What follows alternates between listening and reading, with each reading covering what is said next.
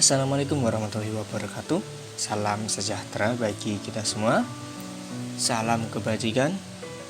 Santi, Santi, Santi, Santi Om. Pada pertemuan kali ini kita akan membahas terkait pembelajaran, yaitu praktikum batu dan pembesian.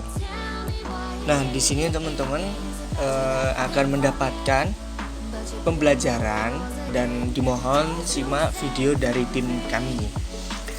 Untuk praktikum batu dan pembesian adalah sebuah praktikum yang akan mengkombinasi dari jenis batu, kegunaan batu, fungsi batu dengan besi-besi yang mungkin akan dilakukan untuk perkuatan suatu struktur. Jenis-jenis batu yang umumnya adalah yang pertama ada batuan alam, termasuk batu granit, batu marmer, batu andesit, batu basalt. Lalu ada batuan sedimen, yaitu batu pasir, batu gamping, dan batu serpi. Jadi yang ketiga ada batuan metamorf, yaitu batuan gneiss seperti bangunan yang bahan bangunan untuk jalan dan jembatan. Yang kedua ada batuan sis. Batu sis itu adalah batu yang terbentuk dari batu lain yang mengalami metamorfis. Ini juga sering digunakan sebagai bahan bangunan jalan dan jembatan. Lalu yang terakhir ada batuan buatan, seperti batu bata dan batu beton. Yang selanjutnya yaitu adalah pembesian. Teman-teman di sini pasti tidak asing lagi dengan kata-kata pembesian. Pembesian ini adalah yang dimaksud adalah suatu besi yang lebih tepatnya di dalam bangunan struktur, seperti tulangan, ya baik itu tulangan lentur atau tulangan geser, baik pun nanti ada besi-besi yang dibagi jadi dua jenis, yaitu besi polos dan besi ulir, yang tentu kedua jenis ini memiliki fungsi yang berbeda-beda, juga ketahanan yang berbeda-beda. Biasanya ini kedua jenis besi ini digunakan untuk tulangan utama dan tulangan sengkang. Lebih tepatnya untuk besi ulir itu di tulangan utama, lalu yang untuk tulangan sengkang itu menggunakan besi polos. Begitu teman-teman. Oke, dalam praktikum batu dan pembesian ini tim kami lebih fokuskan ke pondasi, di mana definisi pondasi ini adalah dalam istilah ilmu teknik sipil dapat didefinisikan sebagai bagian dari struktur bangunan yang berhubungan langsung dengan tanah dan berfungsi untuk menyalurkan beban-beban yang diterima dari struktur atas ke lapisan tanah. Jadi teman-teman, pondasi ini adalah bagian yang paling bawah yang langsung berdekatan dengan tanah, yang langsung berhubungan dengan tanah, yang kegunaannya yaitu untuk menyalurkan beban yang diterima dari struktur atas ke lapisan tanah. Lalu selanjutnya adalah pondasi adalah suatu elemen yang harus mampu mendistribusikan dan mentransmisikan beban-beban mati maupun beban-beban dinamik dari struktur atas ke lapisan tanah keras, sehingga tidak terjadi perbedaan penurunan atau differential settlement yang besar.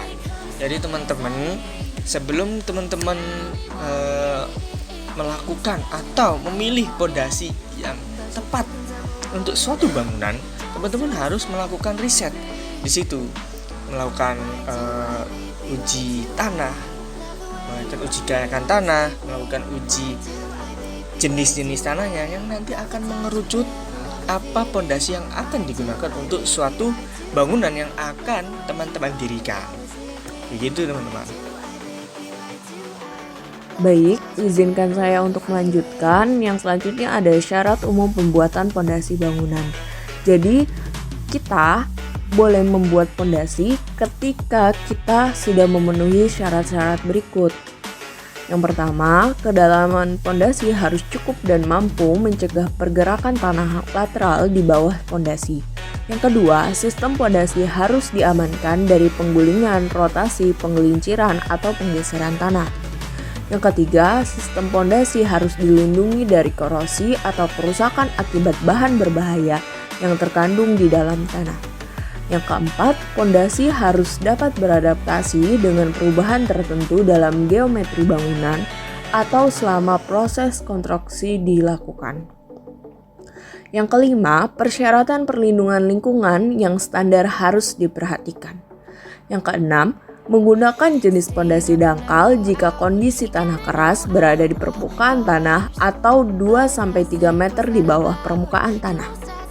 Yang ketujuh, menggunakan jenis pondasi tiang, mini pile, pondasi sumuran, atau pondasi bore pile jika tanah keras berada di kedalaman sekitar 10 meter atau lebih di bawah permukaan tanah. Yang kedelapan, menggunakan jenis pondasi tiang pancang atau pondasi bore pile jika tanah keras berada di kedalaman 20 meter atau lebih di bawah permukaan tanah.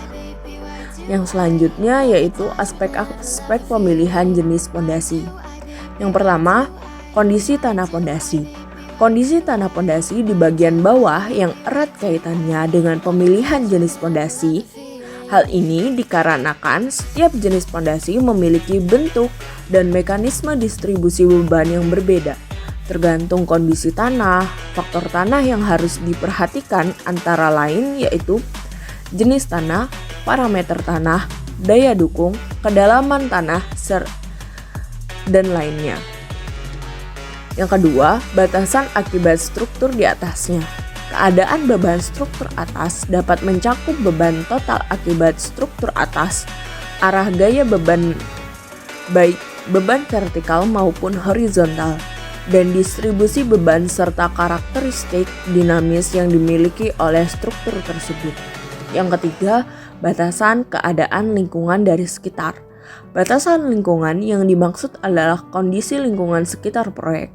Mengingat dalam melaksanakan suatu pembangunan perlu memperhatikan kondisi lingkungan sekitar. Sehingga diharapkan pembangunan tidak mengganggu atau menimbulkan bahaya bagi lingkungan sekitar maupun bangunan yang telah ada di sekitarnya. Yang terakhir yaitu keempat, biaya dan waktu pengerjaan. Faktor biaya dan waktu pelaksanaan pekerjaan perlu diperhatikan karena keduanya berada dalam manajemen konstruksi sebuah bangunan dan erat kaitannya dengan pencapaian untuk mendapatkan kondisi yang tepat dan ekonomis. Baik, mungkin sudah cukup, bisa dilanjutkan oleh teman saya.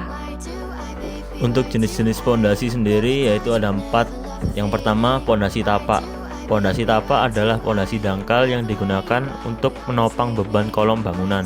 Biasanya berbentuk persegi atau lingkaran dan terbuat dari beton bertulang.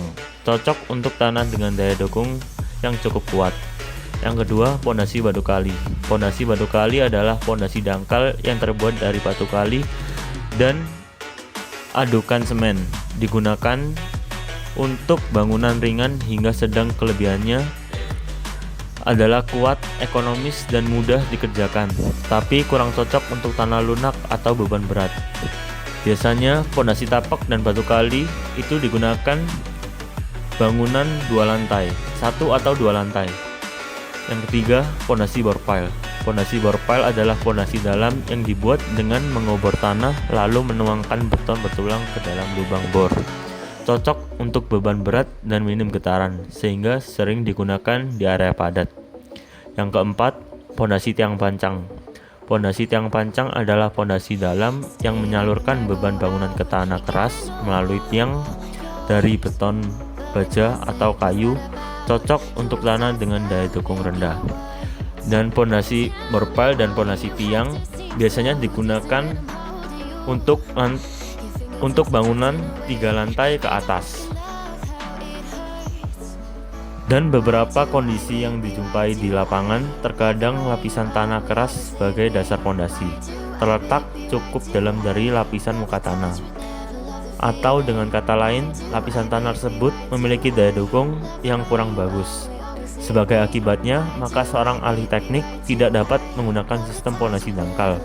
Dan sebagai alternatifnya, dapat dipilih sistem pondasi dalam berupa tiang pancang atau tiang bor. Selanjutnya, pondasi footplate satu arah. Yang pertama, melakukan tinjauan terhadap kemungkinan kegagalan geser satu arah, maka dapat diambil potongan kritis penampang yang terletak sejarak D dari muka kolom. Yang kedua, pemeriksaan terhadap geser pada potongan AA dapat dilakukan seperti halnya pada analisis geser balok. Untuk rumus pondasi footplate satu arah dengan reduksi 0,75 dan B adalah sama dengan lebar potongan. Sedangkan gaya geser terfaktor yang bekerja pada potongan AA adalah gaya geser terfaktor dalam satu arah sama dengan beban terfaktor per satuan luas atau QU dikali lebar bidang dikali buka kurung panjang bidang per 2 dikurangi lebar kolom per 2 dikurangi jarak efektif dari serat tarik ke pusat tulangan tarik. Apabila tidak digunakan tulangan geser, maka jarak efektif dari serat tarik ke pusat tulangan tarik dapat dihitung dengan mengasumsi gaya geser satu arah sama dengan reduksi VC, sehingga jarak efektif dari serat tarik ke pusat tulangan tarik sama dengan gaya geser terfaktor dalam satu arah per reduksi 0,7. Lambda di sini merupakan beban ringan beton, yaitu 0,75. Akar FC yaitu kekuatan tekan beton dikali lebar bidang.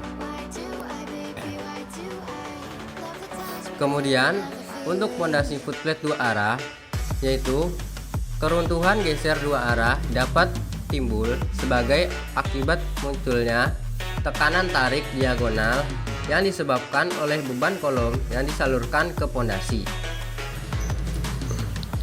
Untuk rumus pondasi footplate dua arah diambil sejarak D/2 dari muka kolom sebagaimana berikut. Dalam SNI 2847 tahun 2013 pasal 11.11.21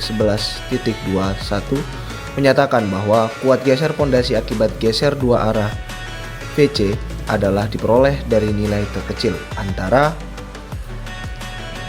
VC1 sama dengan 0,17 buka kurung 1 plus 2 per beta C tutup kurung dikali lambda dikali akar kuat tekan beton dikali keliling dari penampang kritis pada plat pondasi telapak dikali tinggi efektif plat pondasi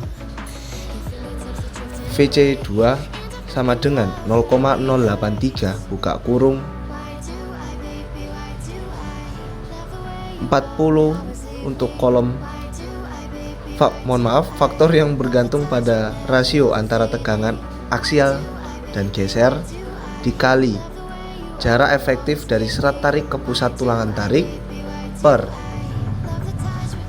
keliling dari penampang kritis pada plat pondasi telapak ditambah 2 tutup kurung dikali faktor modifikasi untuk beton ringan dikali akar kuat tekan beton dikali lebar efektif bidang geser dikali jarak efektif dari serat tarik ke pusat tulangan tarik.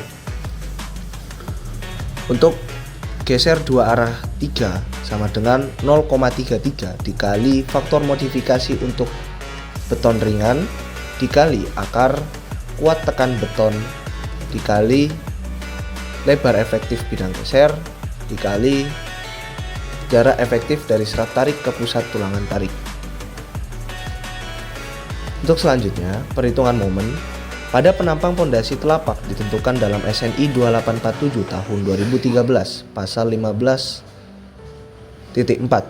Momen luar akibat semua gaya yang bekerja pada pondasi harus dihitung terhadap suatu potongan bidang vertikal pada pondasi tersebut yang terletak pada muka kolom pedestal atau dinding untuk memikul kolom pedestal atau dinding beton. Setengah dari jarak yang diukur dari muka kolom ke tepi plat alias baja untuk pondasi yang mendukung kolom dengan plat dasar baja. Setengah dari jarak yang diukur dari bagian tengah ke tepi dinding untuk pondasi telapak yang mendukung dinding pasangan. Oke, baik, pada tahap selanjutnya yaitu adalah menganalisis perhitungan pembesian dan kekuatan pondasi ya.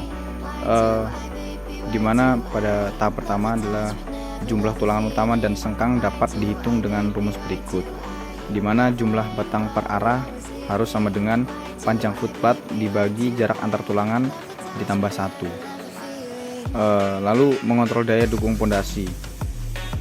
Di sini ada PU dikurangi PUP, lalu PUP sama dengan diameter besi dikali 0,85 dikali FC dikali A, di mana PU adalah gaya aksial terfaktor kolom, lalu PUP yaitu daya dukung pondasi yang dibebani, FC yaitu mutu beton yang diisyaratkan, lalu A adalah luas daerah yang dibebani.